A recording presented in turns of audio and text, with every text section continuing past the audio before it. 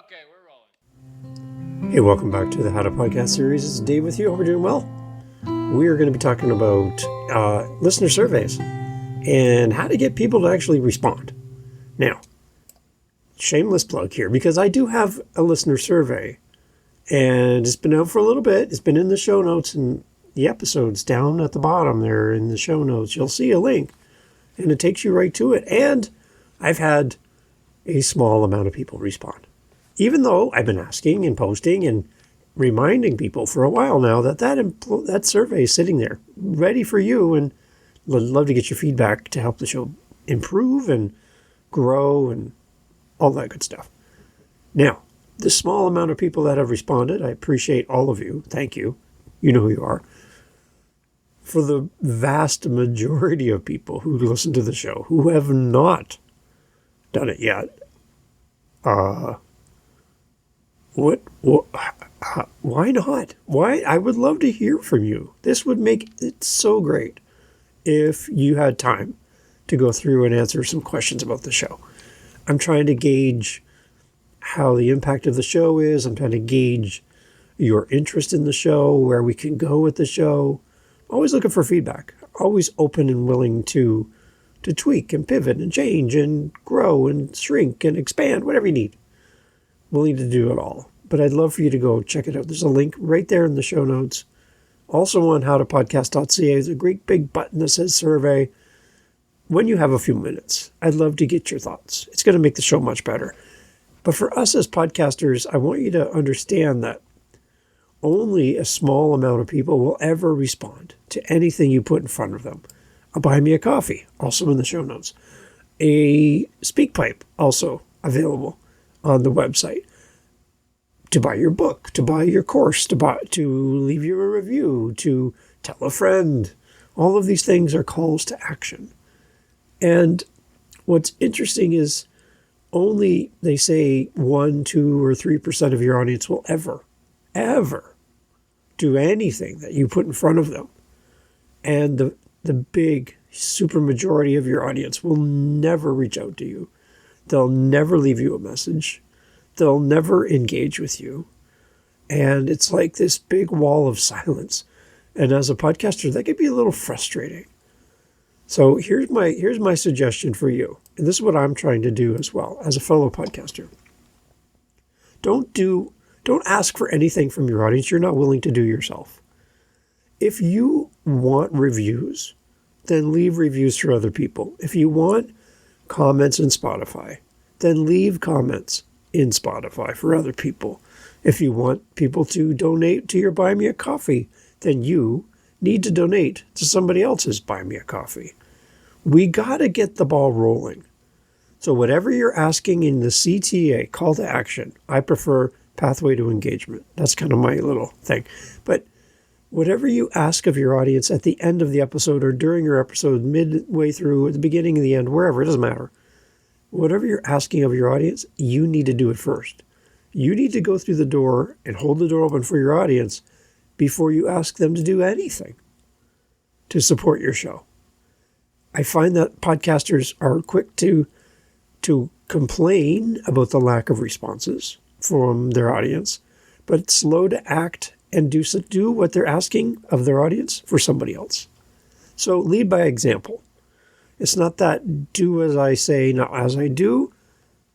If you ever hear a guru say that, just don't do it this way. Do as I say, not as I do. You need a new guru, by the way. That's the quick, easy way to find that out. You need to set the example. You need to set the bar. You need to open the door first. You need to step through the door. You need to do all of the actions first before you ask anybody to do anything.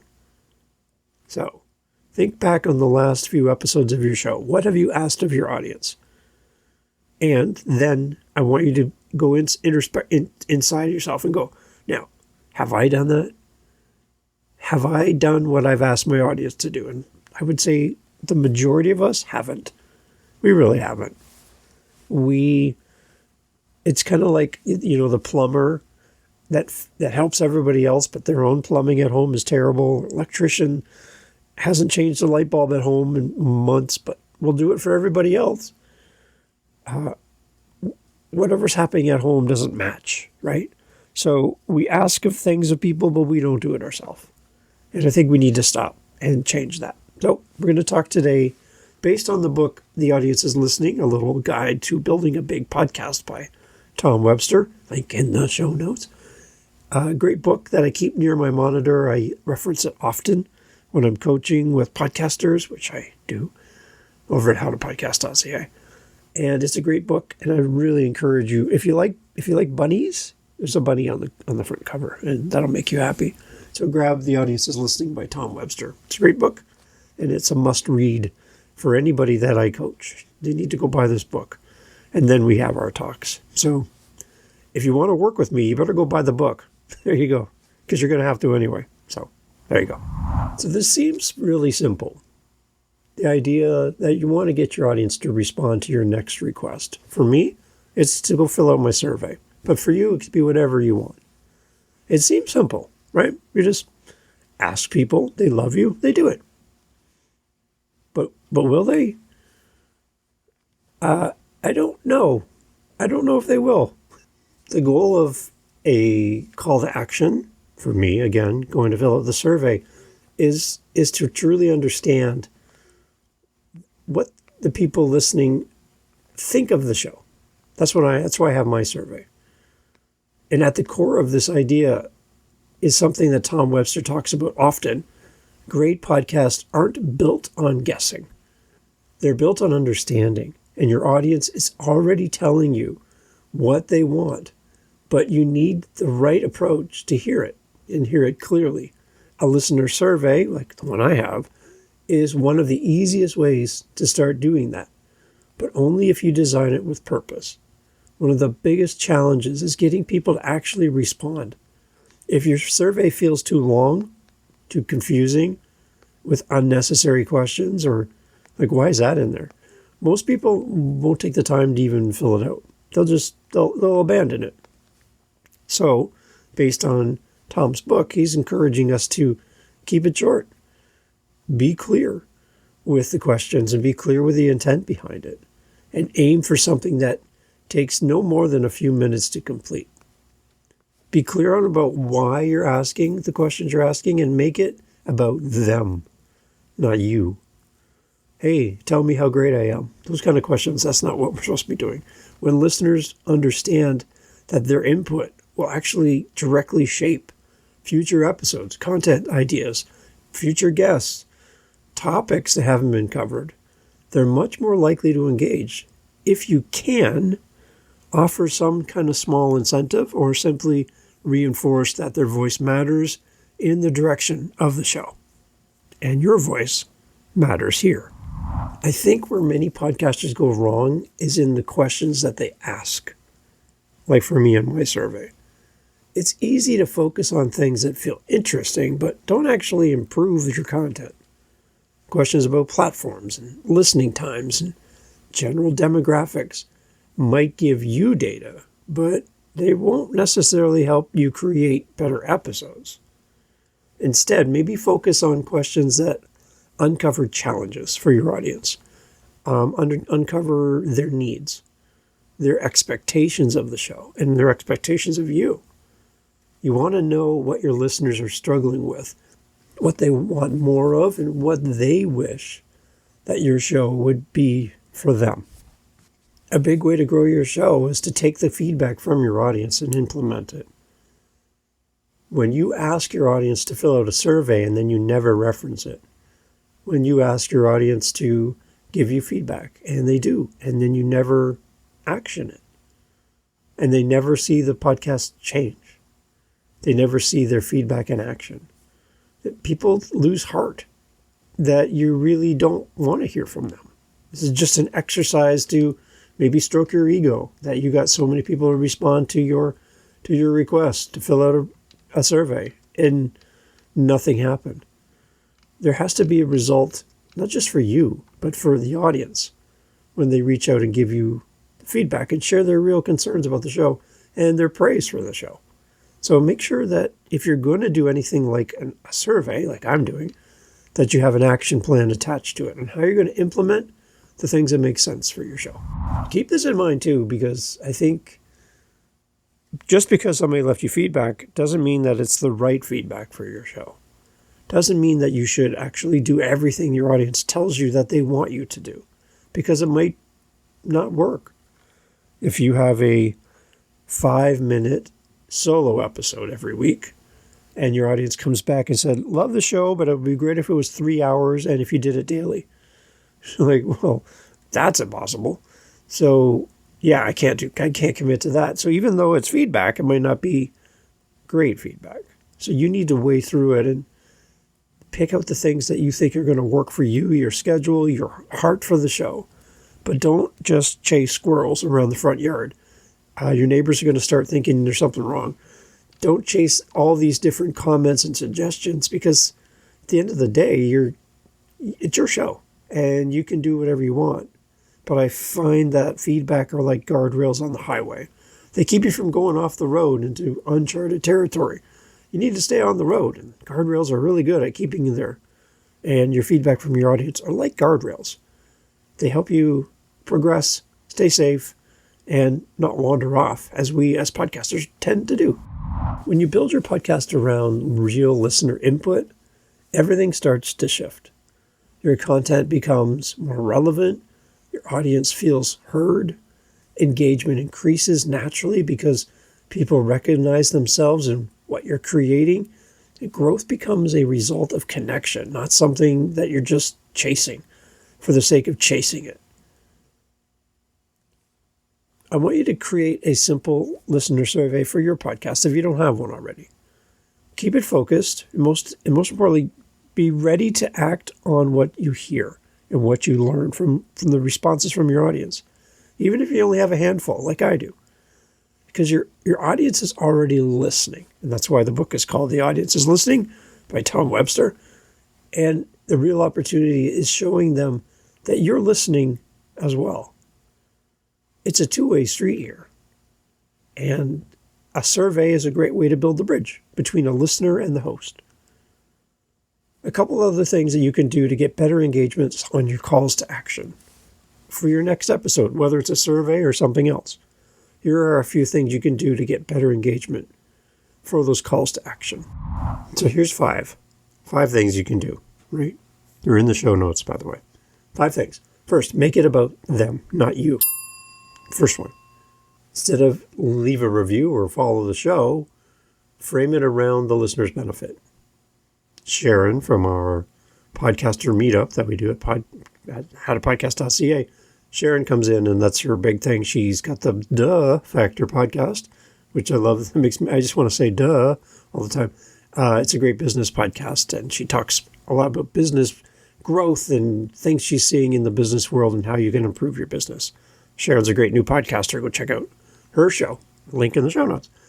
And Sharon always talks about that everything we do has to have that WIFM principle. What's in it for the audience? What's in it for me, right?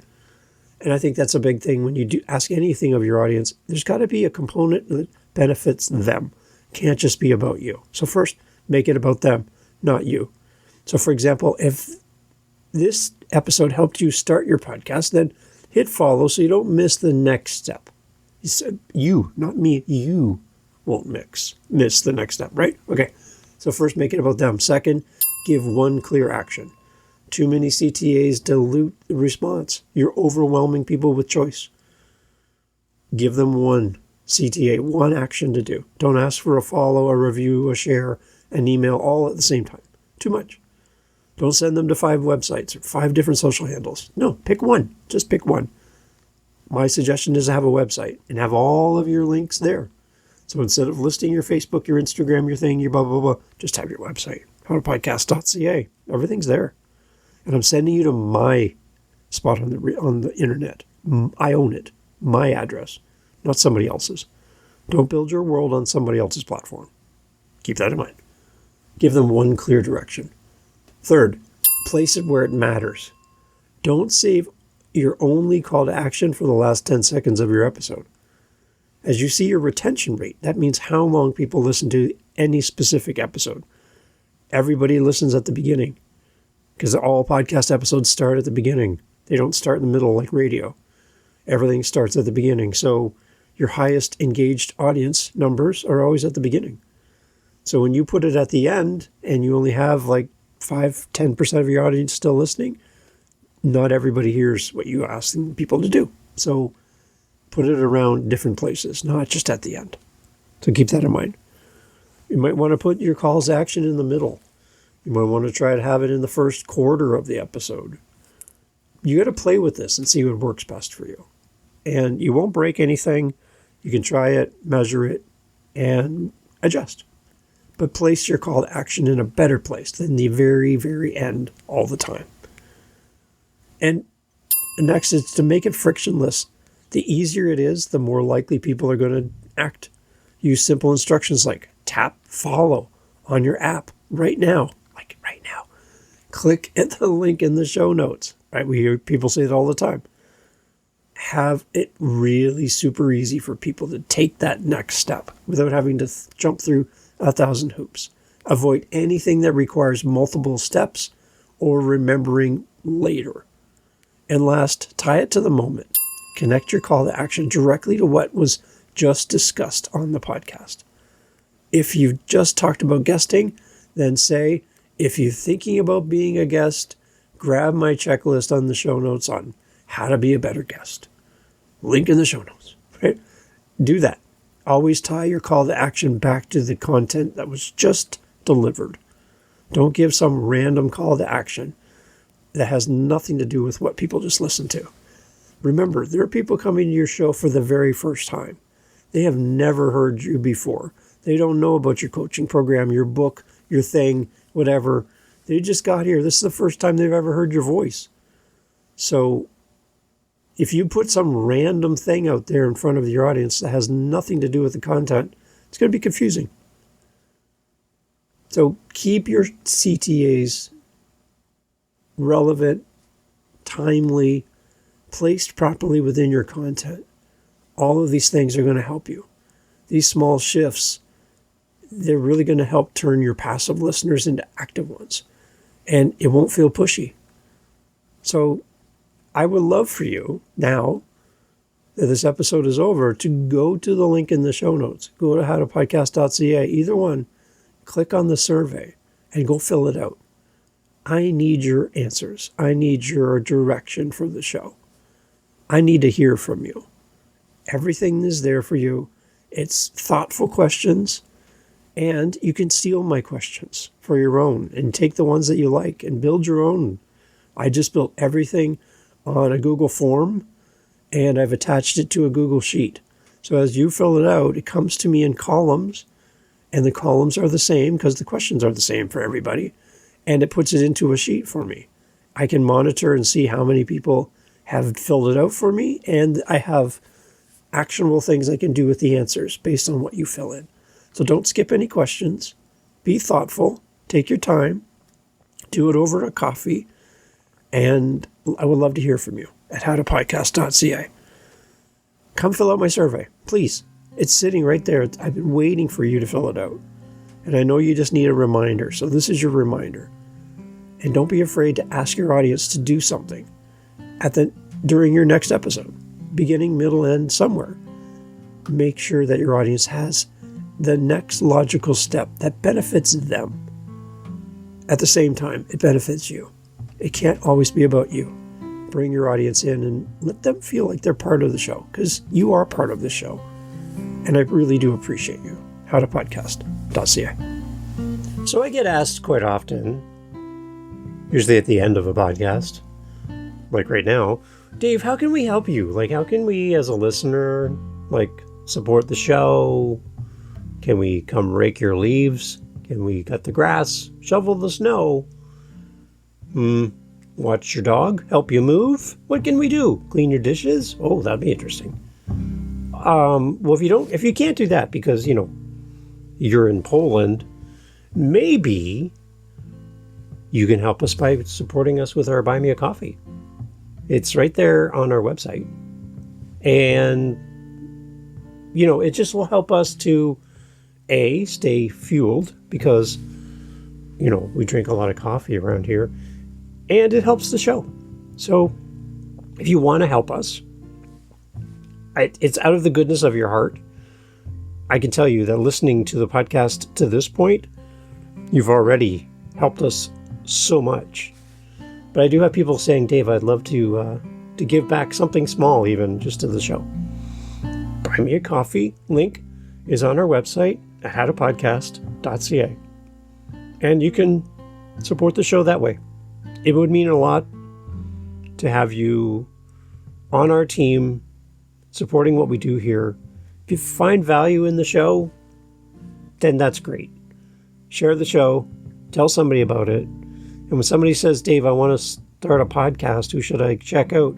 Oh, you should go check out the How to Podcast series because of all the great co-hosts and all the things that happen here, the meetups, everything.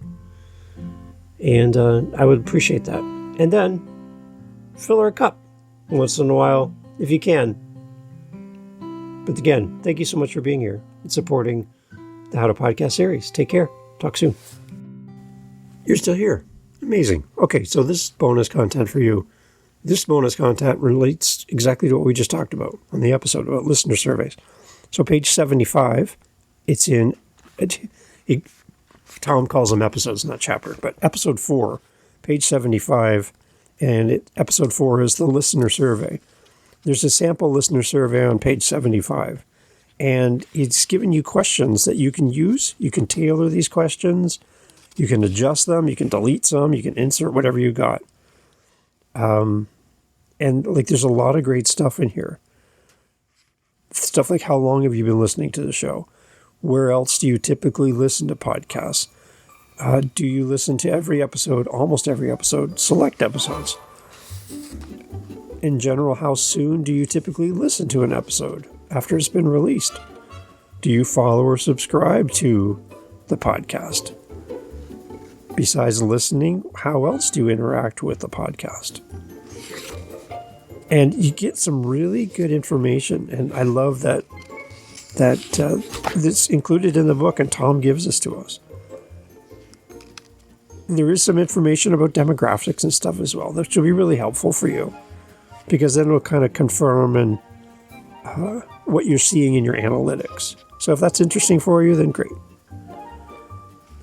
I do love asking how people found the show, because that's going to tell you if you're being found online through search, or is it recommendation, word of mouth. There's a lot of interesting things that you're going to learn from your survey. So go grab the audience is listening, A Little Guide to Building a Big Podcast by Tom Webster. Again, literally it is right next to my monitor where I record, because I use it so often. And in my coaching, this is one of the books that I require my coaching clients to buy and read or listen to as the audiobook. But it is a must for anybody that I work with. I'm asking you to invest money with me for coaching, but I'm also asking to invest money for yourself by buying this book. The audience is listening. A must read.